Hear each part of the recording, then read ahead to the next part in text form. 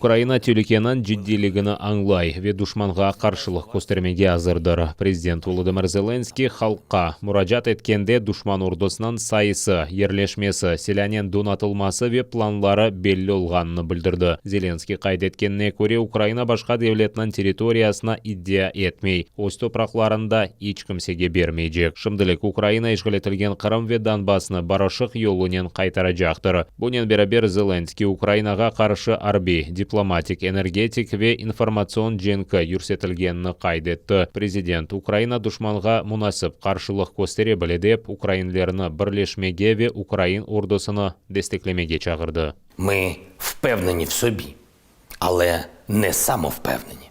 Ми розуміємо всі ризики. Щоденно.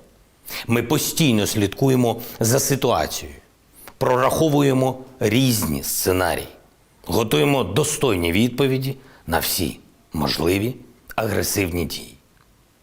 Ми чітко знаємо, де поруч з нашими кордонами чужа армія, її чисельність, її локації, оснащення та її плани. Нам є що протиставити. Зеленский Украинадан қачқан сиясетші ве олигархларына 24 саат ішінде ватанға қайтмаға чағырып, шымды эркес Украина гражданы олмаға лайық олғанны көстермелі деді. У нас одне велике європейське прагнення. Ми хочемо свободи і готові її виборювати. На нас з неба дивляться 14 тисяч захисників і захисниць та мирних громадян, загиблих у цій війні. І ми не зрадимо їх пам'ять. Украина ичбір вақыт ишгалжілер девлетінен өз башына көрешмейджек. Тышышлер назира Дмитро Кулеба айтқанна көре, ғарби демократик девлетлер рус тежауызы артқаны вақыт Украинаға селяны теслим етіп, малиеви вес сияси ярдымны беріп, Украинаны пек дестеклей. Рус тежауызы тек Украина ве Авропа ичун дегел, бутын дүния ичун телюкеледір. Згадайте 2014 рік. Це фактично було табу надати Україні зброю, щоб вона могла захищатися від нападу Росії. Ми це табу зняли.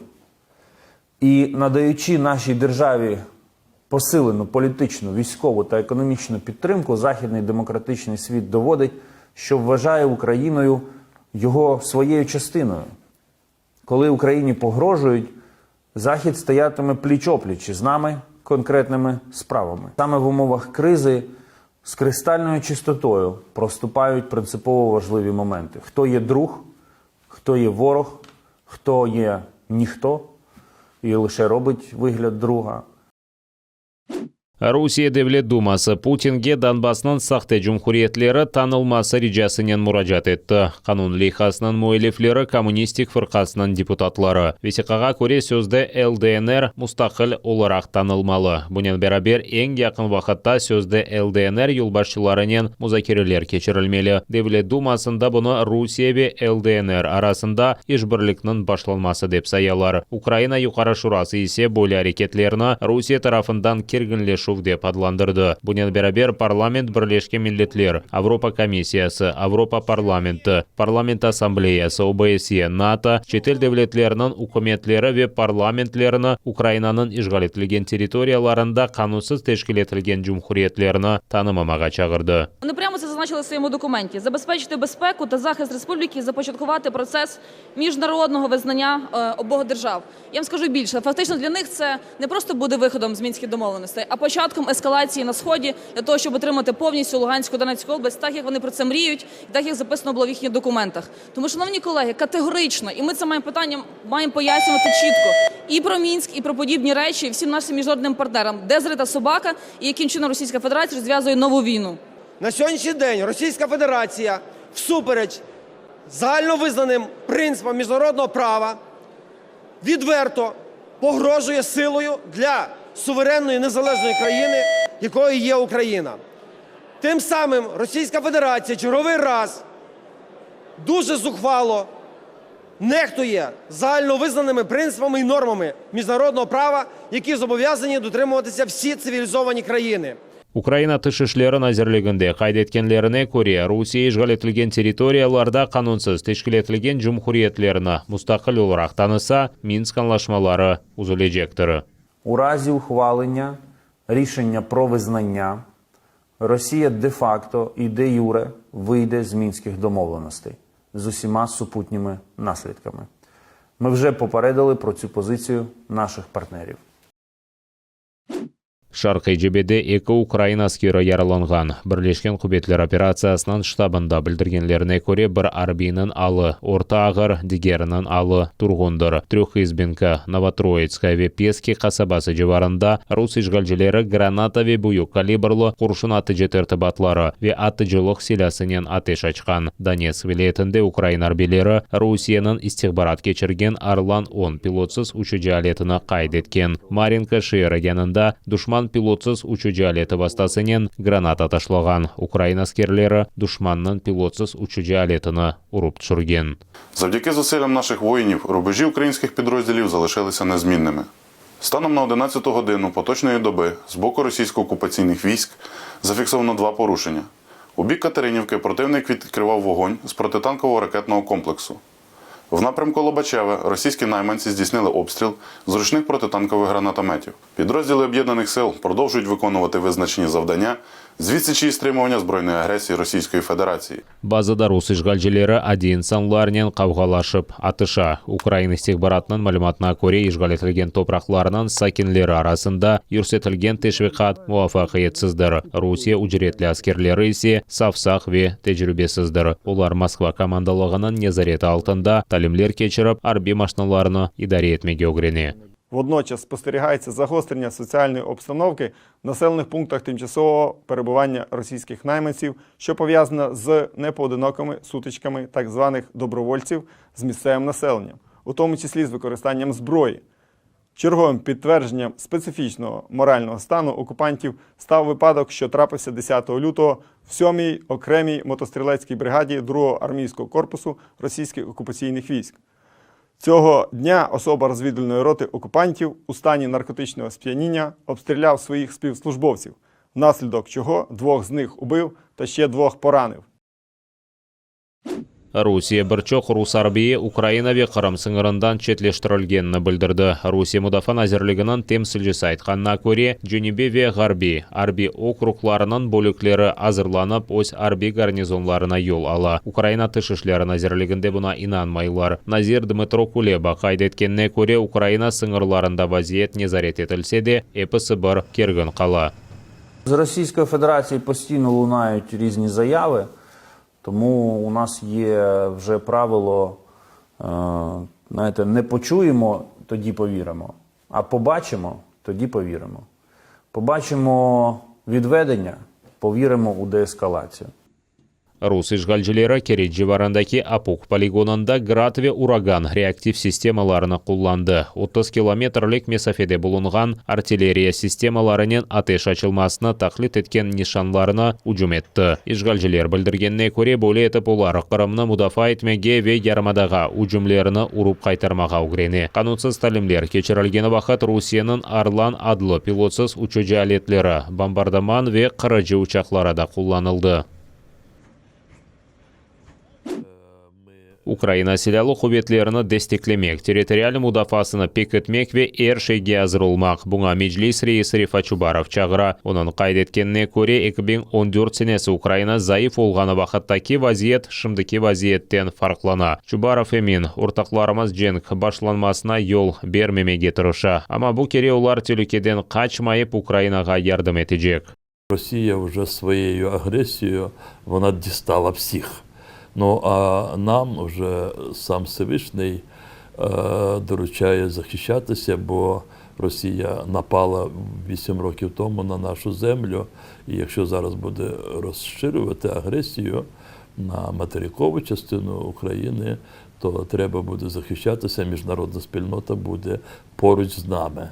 А вона не буде в окопах, але вона буде допомагати нам захиститися і відновитися. Рифат Чубаров білдіргенне көре ичкімсе Қырымна селя бастасынен ишгалден азат етмейджек. Фақат ишгалжелер Қырымлыларына сан кедерсін ярмадаға ұжымнен қорқытмаға тұрыша. Ми відстоїмо українську державу на тих кордонах, де Росія, якщо осмілиться, вона перейде і вторгнеться на українські землі. І відсіч буде такою, що внаслідок цієї відсічі Росія сама поверне всі окуповані нею території українські, включає півострів Крим. Туневан Меджлис өз офисына Киевден башка ерге ауыштырмай жағыны білдірді. Меджлис Эбелулғаны кібі чалыша, Украина кемиеті, четел дипломатлары, халқара тәшкілатларының темсілжілерінен көрішулер кечіріп, гражданларыны қабыл етмеге девам ете. Жемиетінің жәмесінде бомба сығынағындан Месулинсан ұлмалы. Бұны өз мұражатында Қырым муфти Сайдер Рустемов білдірді. Оның қайдеткеніне көре сығынақлар бар олса оларны евелден азырламақ керек. Яғни су, азық маллары, гигиена ешиялары ве acele ярдым берілмесі үшін кереклі шейлерінен темин етмек керектір. Бұнен берабер жемиет ұжым башланған тақдирде не япажағыны планлаштырмалы. Айле весиқалар, су ве күнлік керек олған шейлерінен торба евелден азырламалы. Айдер Рустемов қайдеткеніне көре тынчлықны сақлап қалмағада мұйымдыр. Ми не бажаємо зустрічі з ворогом, не бажаємо пролиття крові. Але борг кожного мусульманина – захищати своє життя, свою сім'ю та честь, своє майно та землю. Той, хто буде це робити і загине, він загине згідно достовірним хадісам на шляху Всевишнього. Нехай Аллах убереже всіх нас від війни та дасть нам силу, мужність та перемогу, якщо війна неминуча. Амінь.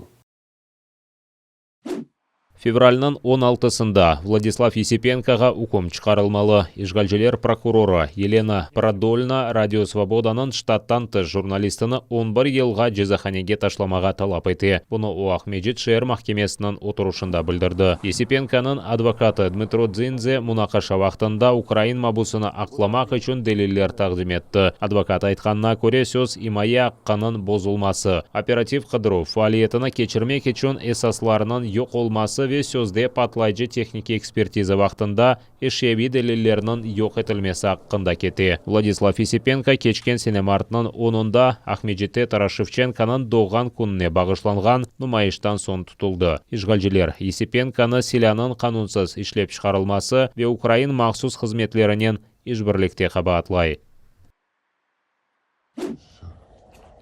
Истанбул сакені Музафер Каясан ковидке ұғрағанда олежегіні түшінді, чүнки оның лейкемия хасталығы бар. Бұндан сон 14 ай кечті. Еркек сақ қалды, бұл қуандыра. Ама мерақлысы шундаки еркек тапшырған 78 тест онда аля да ковидны белгілей. Екімлер айтқанына көре 56 яшындаки Каясан Туркияде ең ұзын заман девамында ковиднен хастадыр.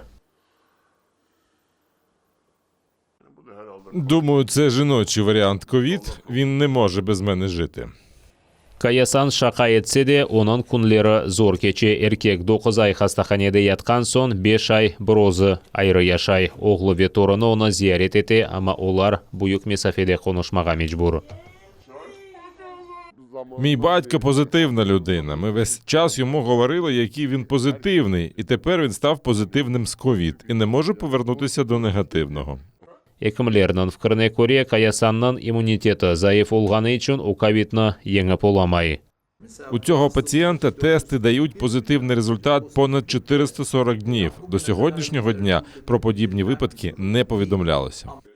Түркияде ковид белгіленген инсанларға ашыланмаға мүмкінді гел. Башта түзелмек керек. Бұндан ғайыры 4-1 лейкемия хастасы ковидке қаршы 2 ашы яптырса да антикорлар пейда олмай. Екімлер вақыт Каясанның организмінде коронавирусның яңы штамлары шекілленмедімі yok mu тешкіре. Бұда вирусның тарқалмасына ел бермемек үшін кереклідір.